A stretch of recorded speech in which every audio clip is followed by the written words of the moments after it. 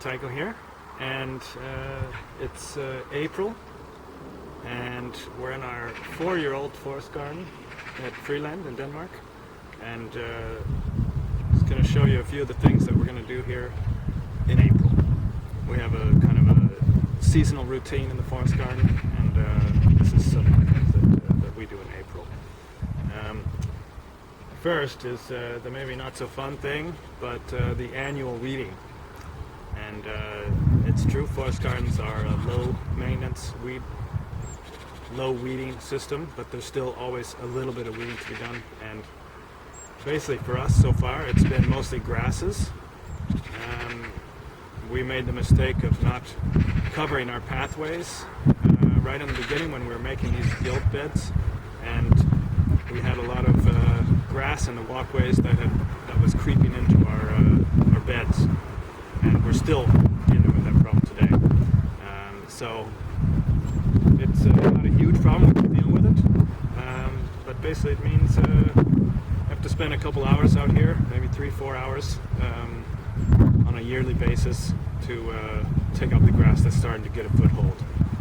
Grasses are quite aggressive, so if you don't get them out in time, then they'll end up taking more and more space in your forest garden. Those things that you want in a forest garden. So I've got a bucket and a little trowel here, and I'm going to start taking out some of the grasses.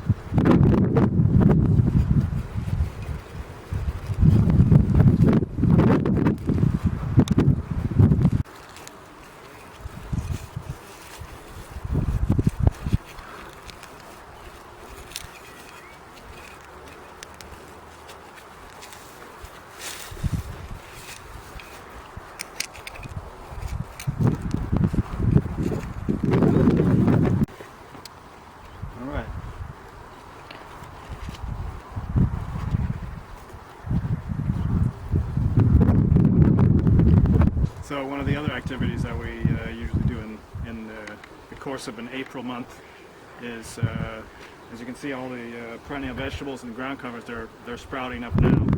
And last year's stalks, they're sitting high, so we want to cut those down so that all the new growth can come through. Maybe it's not a 100% necessary job, because they will eventually come down by themselves, but we like to do it so that the perennial vegetables can come up through them, and it makes them a little bit easier to harvest. So that's another thing we do in April. So got some clippers here, and we'll just go at it.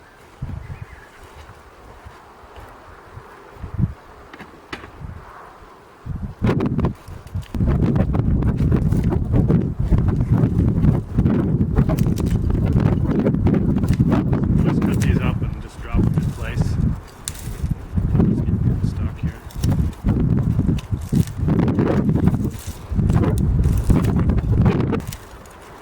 It also makes the garden look a bit nicer. These are laid down, chopped and dropped.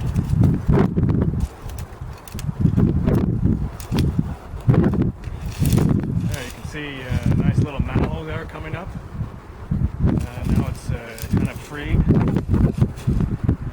so it can have another year of growth.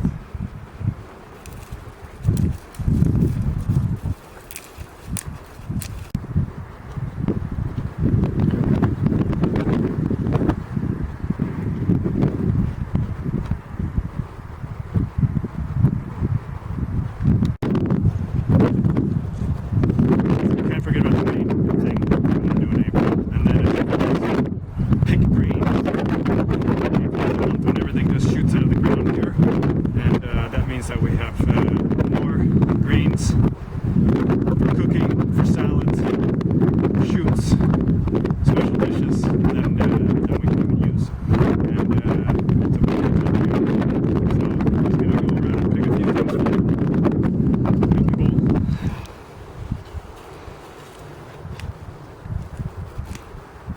Little sweet Sicily. Of course, the nice dandelion here, and some ramsons. Let's see what else I got. Harvesting in a forest garden is a bit like foraging. It's just all concentrated in one place. So every time we come out and pick, it's going to be slightly different every time, because it's kind of like whatever I run into. And that's kind of the fun of it for me, is that what are you going to have tonight? You know, sometimes you want a special dish with especially a lot of sorrel or a lot of Turkish rocket or some special flavor, and other times you just want a mix of greens. Tonight I'm just going to pick a mix, and we'll see what we'll do with it.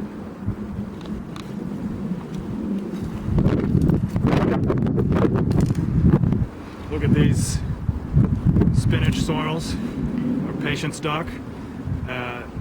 Already in April, they're just huge leaves. The older ones like this are, we prefer them cooked, just lightly even. But the younger ones here, they're great in salads. A little bit sour, but not much, not like other sorrels. So very mild spinach kind of flavor, and really, really nice. And really bulk. You can really fill a bowl quickly with these. There's some Turkish rocket here. That's also one of our favorites. Super productive. Look at these greens. Kind of mustardy. Really nice. All in one bed here. Let's see. We have another sorrel here. Bloody sorrel. So nice. Make a mix here. Another sorrel. That's a normal garden sorrel. So this is going to be great. Let's see what else we can find. Some more dandelions.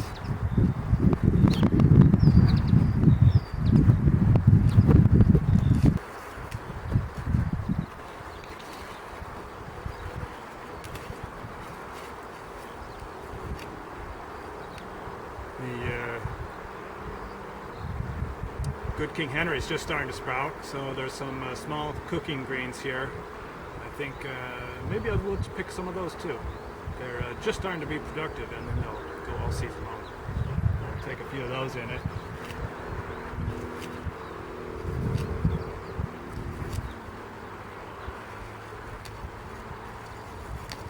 More Aunt Ramson's there.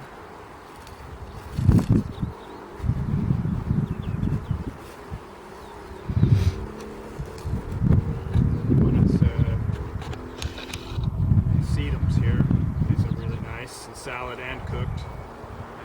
Those are also prime season now in April, May, June. Then over here you got we have some stuff that's just starting to flower. And these are white dead nettle. Kind of a tall ground cover, but you can see how thick it is, and it makes actually a really nice cooking green. And since we're making it up, you just take the tops of those. Raw, they're a little furry. But cooked, they're really good. Quick to pick. You can really get a lot. Short amount of time.